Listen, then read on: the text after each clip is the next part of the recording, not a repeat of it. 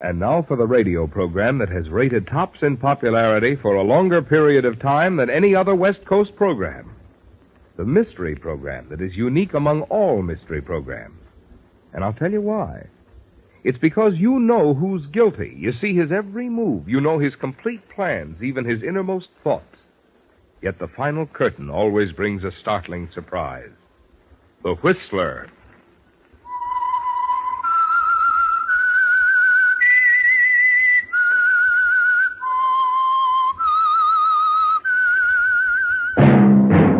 That whistle is your signal, the Whistler.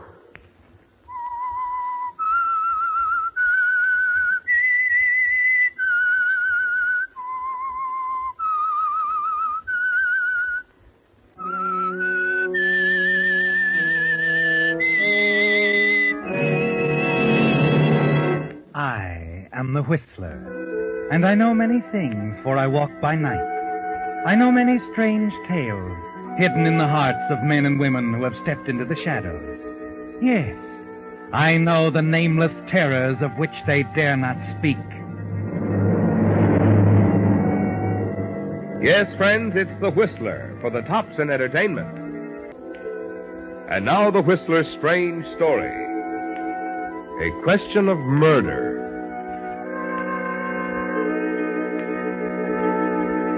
The terrible truth underlying it all didn't come to Carol Randolph as a bolt out of the blue. Rather, it came slowly, like the gathering of a summer storm. In the beginning, there was only a gentle rustling, like the movement of the leaves before a wind, more to be sensed than actually seen. Later, there were other signs more threatening, more violent, and at last the storm broke in all its fury. But that was later. It began that first day after the honeymoon when they came back to the old house that held so many memories for Ted. Carol paused, smiling at the threshold, wondering if he would observe the sentimental custom of carrying her across. And he did. Oh, darling. But when he'd set her down again, somehow she realized that it had been a mistake. Ted, I'm sorry. I didn't mean to bring up memories. No. Forget it, Carol. Well, we can't entirely, Ted. But she'll never stand in our way, darling. I promise. I said forget it. I mean, she's dead and gone. And if anything about this house makes you unhappy, I'll tear it down brick by brick. Yes, in the beginning it was only something to be sensed. And Carol did try to forget it. But there was no denying that the house seemed to change Ted somehow. The house and the people in it. Even old Mrs. Carter, who had been with Ted's family for so many years, seemed to have a strange reserve about her, a veil something behind the surface of cordiality. It's a pleasure to welcome you here, Carol. I'm sure Ted will be happier now. Thank you. He's told me so much about you, Mrs. Carter. I practically raised him. Then, after his father died and he and Francis came here... Oh, I'm sorry. It's all right, Mrs. Carter. I don't mind talking about Francis, if you want to. Oh, but I don't. It would be best if... Mrs. Carter. Oh, hello, Ted. We were just getting acquainted. Hello, darling. I thought maybe you might want to look around the grounds, Carol. I'd love to. You'll excuse us, Mrs. Carter? Of course. I've got my work to do. Oh, did Gillis unpack your things? Gillis? But I told Oh, I meant to talk to you about that, Ted. Later? Yes, of course, Carol. Come along, please, Carol. Now, how about the rose garden first, huh? Fine. Ted, Yes, darling? what was that about Gillis? Oh, why, nothing, Carol. Nothing for you to worry about. Now, let's look at the ground, shall we? Oh. Yes, darling, of course.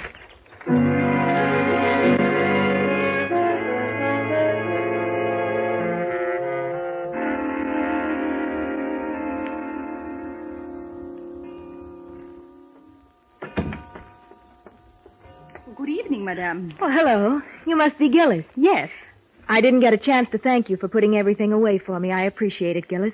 it's what I'm supposed to do, madame. Do you want both windows open, madame? Just that one is fine. Gillis. That's an unusual name. My name is really Marie, madame. She always called me Gillis.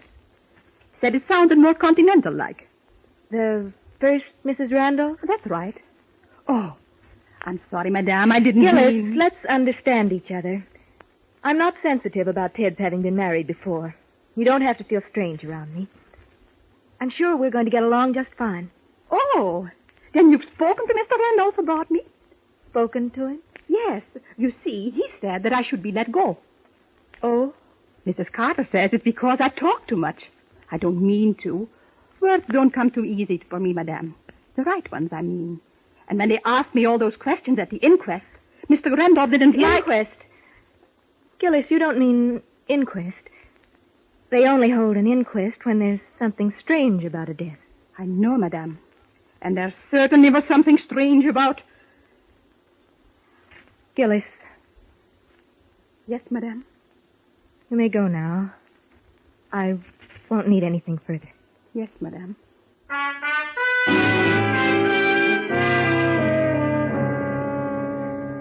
Yes, Carol, it all began slowly. But as you watch Gillis shuffle off down the hall, you're conscious of a chill in the air. And in spite of yourself, you shudder slightly before you're able to push it out of your mind and go downstairs to join Ted. But by the following evening, the whole incident is forgotten as you and Ted entertain Dave Arnold, one of his oldest I'll never friends. forget that one. Oh, you two must really have had good times together. Good and bad, eh, Ted? Oh, that's right. So I must say you've always managed to get the things you wanted from life. That's a compliment, Carol, from an envious, dyed-in-the-wool bachelor. Oh, you shouldn't complain, Dave. There's certainly something you can do about that. Oh, no. Too busy with my career. Oh? Well, Ted's in the district attorney's office, and he found time for marriage. That's just it. Then mine wants to get in. And you know, when these political machines get entrenched, they can get away with murder. You make it sound horrible.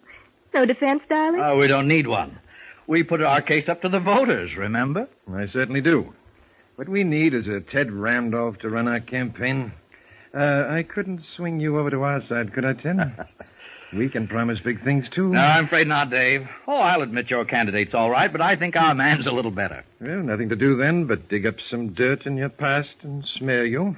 Dave. I'm joking, Carol. Deadly business politics. Oh, say, I've got to run. Big day for me tomorrow. Well, nice to have you again, Dave. Yes, and make it more often in the future, You've got a great deal. The dinner was wonderful.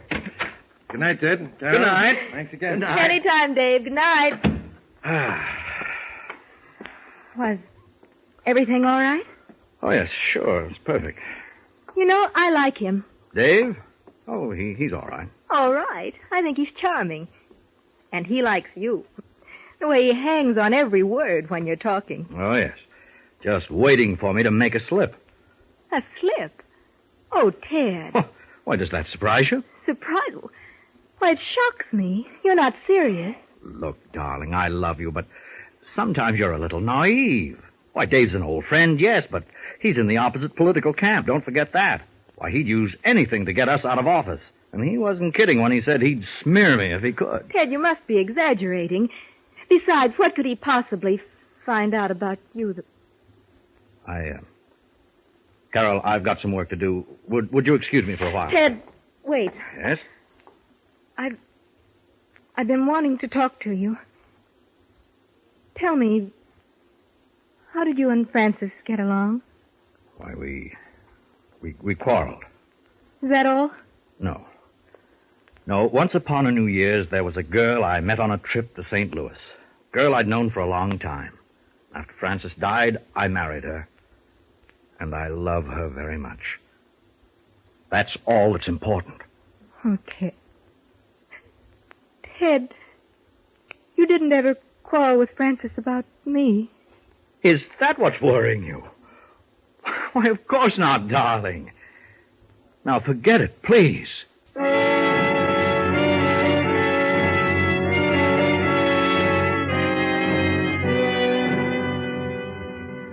After that, you do try to forget, don't you, Carol? But it isn't that easy. When you go upstairs to your room, Gillis is there. You discover that she's not only talkative, but inquisitive, too. Worst of all, she asks a question that you can't answer. A startling question. Excuse me, Madame. Will Mr. Ben ever come back? Who's Mr. Ben? Why, Mr. Randolph's brother. Madame, you've never met him? Oh, yes. Ted's brother. I wondered if they had ever patched things up. It was a terrible argument they had, you know, the day Mrs. Randolph died. I'll never forget that shocking way to start a new year. New Year? Yeah, it was just a few days after. I remember Mr. Randolph had just come back from a trip from St. Louis. Oh, it was terrible, Madame. They had a regular knockdown and drag-out. She came screaming for a divorce. Divorce? That's what they quarreled about. Mrs. Randolph said she should rather be dead than go on things being like they were. Poor woman. Little did she know that in less than 12 hours from then, she would be dead. What did you say, Gillis? When did she die? The very next morning. Early. Didn't you know, Madame? It was an accident. She started to fix her bath and slipped somehow. Tried to grab something to keep from falling and caught a loose wire from the electric heater. Oh, no. Yes. And I never have been able to understand how a bare wire could have come loose that way. Oh, it was terrible, Madame. She was electrocuted on the spot.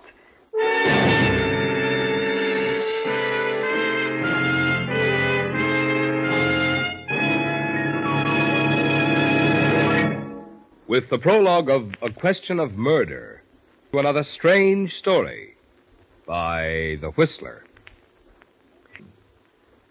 And now back to The Whistler.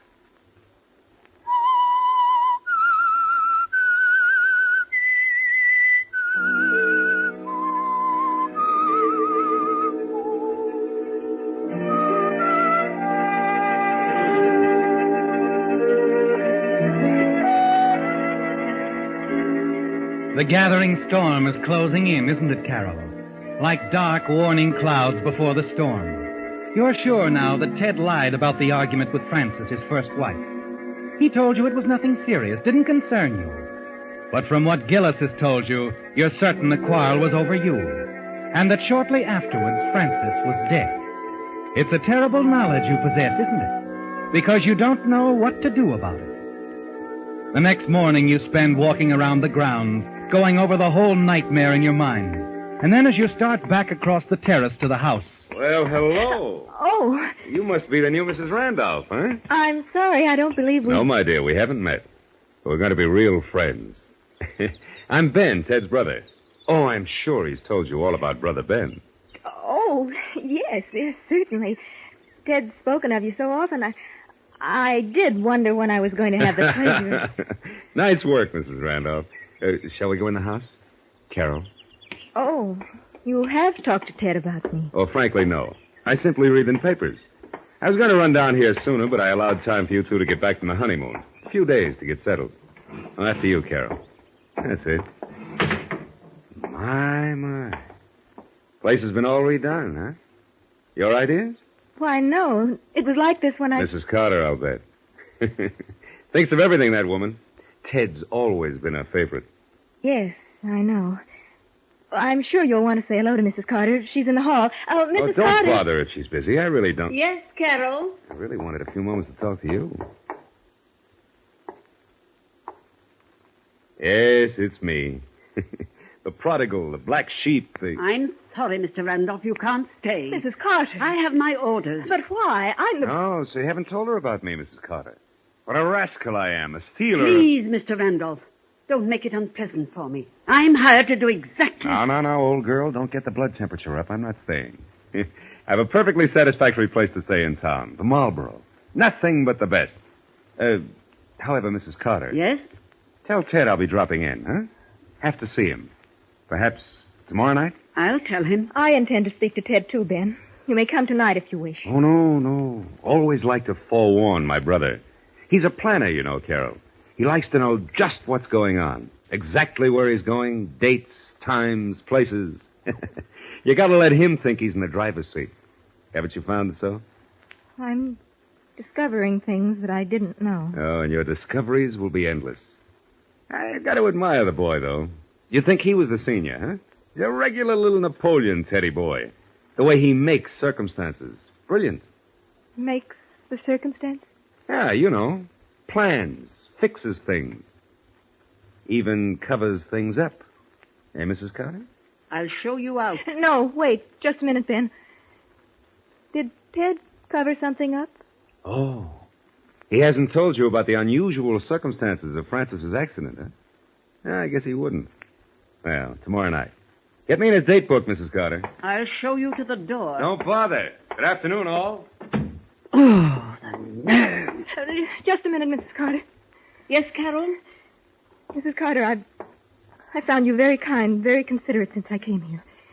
But I think I have a right to... I'm sorry, Carol. Really. What about Ben? Well, Ben isn't a nice person. He upsets Ted, all of us. Please, why not forget what happened? Enjoy your husband, Carol, your beautiful home. Just don't puzzle and fret over things that are dead and gone. I wish it were that simple, Mrs. Carter.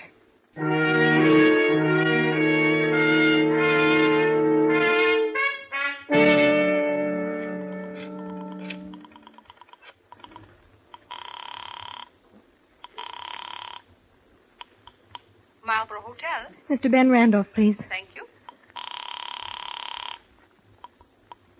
Yes? Ben, this is Carol. Oh, yes.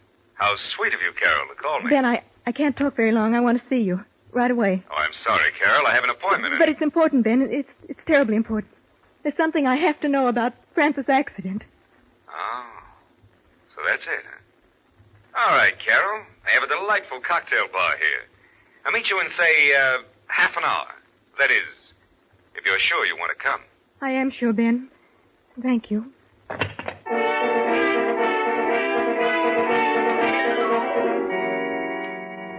You are sure, aren't you, Carol?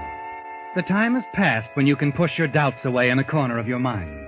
You must know all the facts, and Ted's brother Ben seems to be the only one you can turn to. 20 minutes later, you start across the lobby to the cocktail lounge. Carol, wait. Ted! Yes. Mrs. Carter called me. I'm sorry, Carol, but you mustn't meet him. She told you. She was spying on me. She heard me ask about Francis. No, you're wrong. She just happened to hear you mention Ben's name, that's all. I guessed the rest. Carol, I don't want you to see him. And is there some reason why I shouldn't? No, Carol, only that it won't do you any good. I'll have to ask you to go home. I'll deal with my brother Ben. You turn and hurry away from Ted. Driving home, your hands tremble holding the wheel. By the time you reach the house and start inside, a terrible sick feeling sweeps over you. Your brain seems to pound miserably. And as you start up the stairs, your legs grow weaker and weaker until they give way beneath you. When you awake, you find yourself in bed. Mrs. Carter is looking down at you, smiling her quiet, assured smile. Feeling better, Carol? Better? Why... Oh, I feel fine. Why did you put me to bed? You fainted going up the stairs. I told Ted when he came home. He agrees with me that you should stay in bed for a while. Is there anything you want me to bring you? No. No, nothing. Just leave me alone.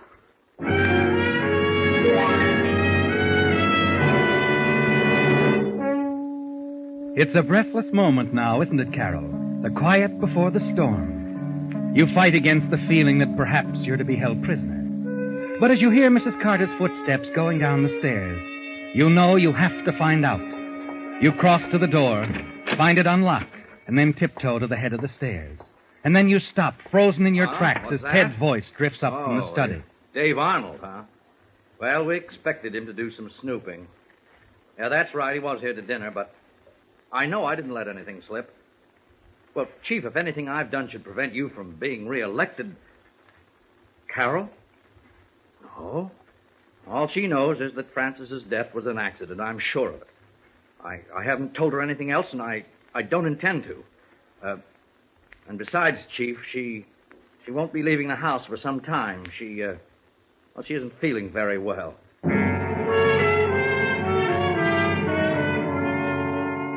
Yes, the storm is broken now, hasn't it, Carol? And the meaning of everything that's happened is clear to you. The man Ted was talking to was the district attorney. He knows the truth about Francis's death and is helping to cover it up. And then you remember what Dave Arnold said about entrenched political machines, that they can get away with murder. And from what Ted said on the phone, you know you're being held prisoner. But it's more than just you now, Carol, more than your happiness or your safety. There's a principle involved, a principle that affects thousands of people. And suddenly you realize only one man you know can do anything about it. Your husband's political enemy, Dave Arnold. You go back to your room, take a piece of paper from the desk, and scrawl a hurried note. Then a few minutes later... You rang for me, madame? Yes, Gillis, here. I've written a letter. I want you to take it and mail it. A letter? Yes, madame. And, Gillis, it must be done right away. Don't let anything stop you. I won't, madame. Hide it, Gillis. Hide the letter. Oh, Gillis, I didn't know you were in here. She was just leaving, Mrs. Carter. Thanks for looking in, Gillis, but I don't need anything. You may go. Yes, madame. Is there anything I can do for you, Carol? No, Mrs. Carter. There's nothing anyone can do for me. Right now.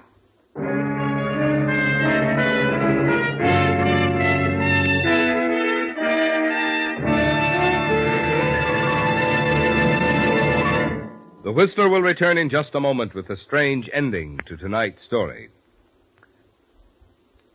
And now, back to the Whistler.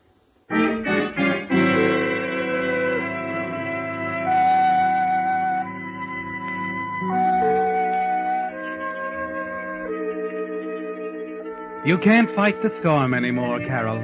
You're weary of it, of thinking about Ted and the way Frances, his first wife, died. It was shortly after he saw you in St. Louis that she refused him a divorce. And it's all too clear to you what happened to her. It's an hour now since you gave Gillis the note for Dave, explaining everything. Suddenly you realize that you can't face Ted when it's over. You want to get away, take a train for another city, and try somehow to forget. Put this terrible nightmare behind you. You dress quickly, slip out into the hall, and tiptoe down the stairs. You wait until you can hear Mrs. Carter in another part of the house, and then run for the door. You're hurrying down the drive to the garage where your car is parked when... Well, we meet again, Carol.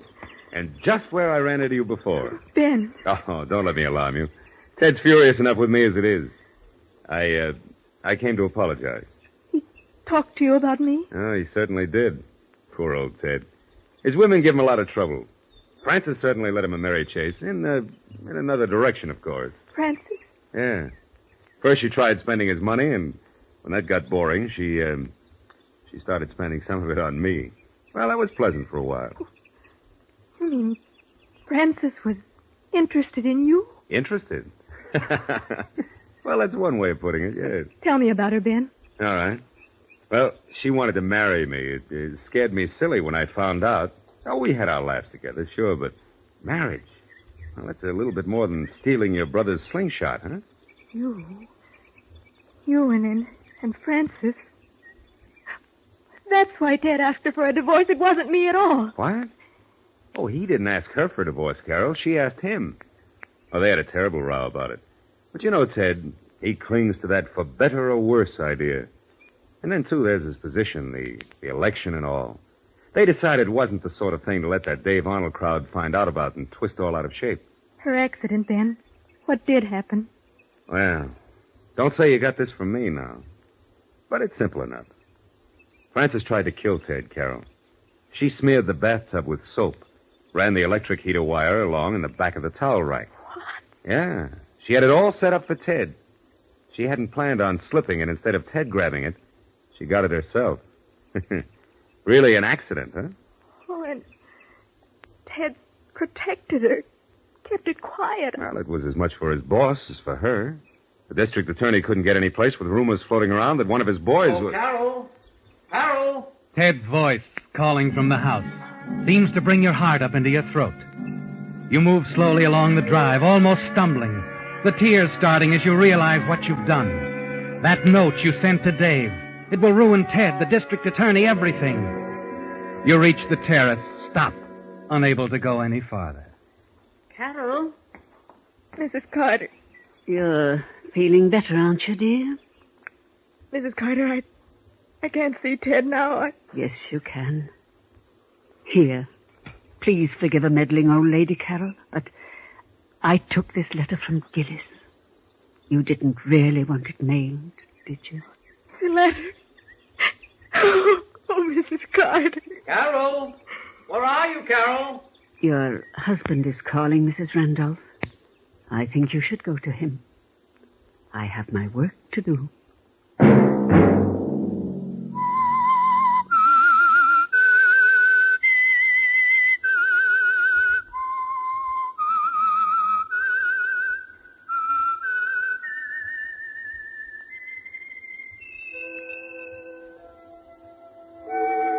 Let that whistle be your signal for the Whistler, each Wednesday night at the same time.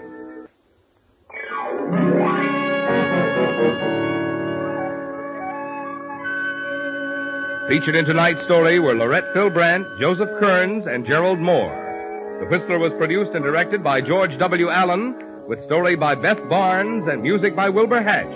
Remember, at this same time next Wednesday, another strange tale by The Whistler. This is Marvin Miller speaking. This is CBS, the Columbia Broadcasting System.